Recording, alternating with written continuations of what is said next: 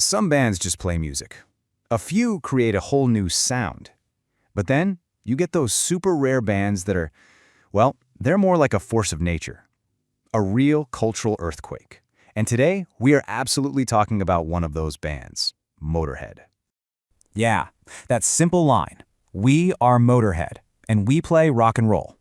Lemmy Kilmister said that at the start of pretty much every show for 40 years, and it's the perfect way to kick this off, because it tells you everything, doesn't it? No messing around, no apologies, just pure, raw rock and roll. All right, so let's get into it. To really get Motörhead, you've got to understand they weren't just another band in the scene. No way. They were the earthquake that created a whole new one. Think about it. Before Motörhead showed up, you had rock over here, punk over there, and the beginnings of heavy metal kind of in its own corner.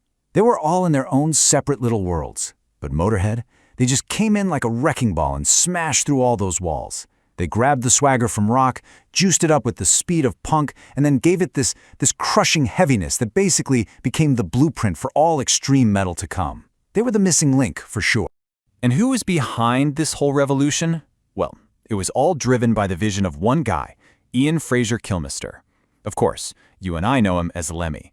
And his story, it's not one of those overnight success things, not at all. It's a story of an outcast, a guy who got fired from his band and basically decided, fine, I'll just build my own world and make it a hell of a lot louder. So let's follow the breadcrumbs here. Lemmy's early career was just a total whirlwind. I mean, he's playing in bands back in the 60s, he was a roadie for Jimi Hendrix, can you even imagine the stories he had?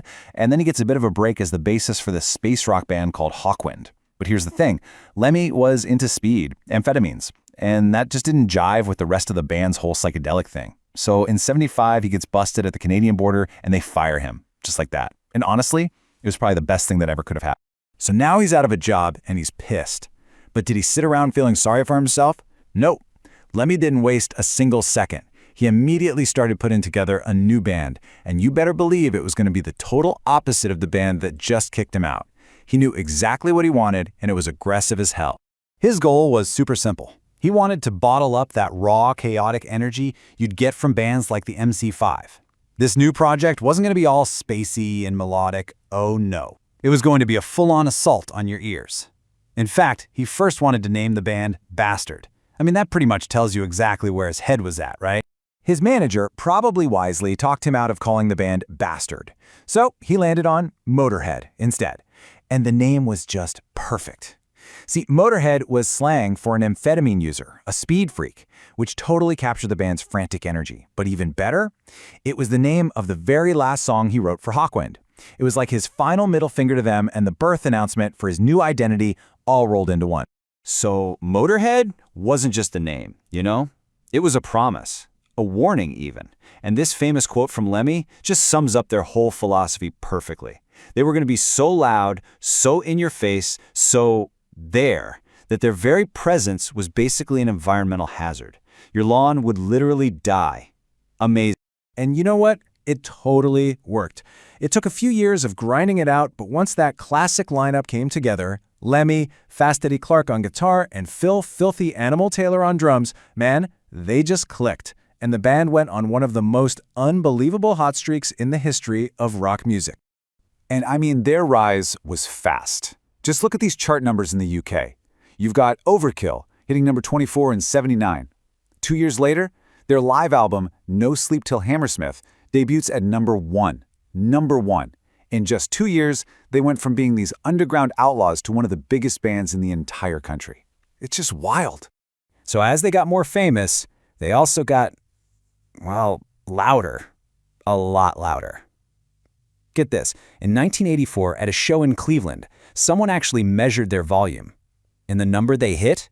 A mind-blowing 130 decibels. To give you some perspective, that's louder than a jet engine taking off right next to you. So what happens when you're playing that loud? Well, the sheer acoustic pressure, the force of the sound waves, literally cracked the plaster in the venue's ceiling. Plaster started raining down on the crowd. I mean, come on. This wasn't just music at that point, it was a physical force. The legend of Motörhead being the loudest band in the world was officially cemented in plaster dust. But look, Motörhead's legacy is so much more than just being loud. Their impact on music, on culture as a whole, is just massive. And it really starts with one of the most iconic images in all of rock. So the artist Joe Patagno is the guy who created the famous mascot, the Snaggletooth. Lemmy told him he wanted something that screamed, "Dirty Outlaw Biker," and Patagno just nailed it. He came up with this crazy hybrid skull, part gorilla, part dog, part wolf. But it was Lemmy who added the final perfect touch. He was the one who said, "Move those huge boar tusks so they're coming out of its mouth." And just like that, it became this global symbol for rebellion. And their music itself was just as game-changing.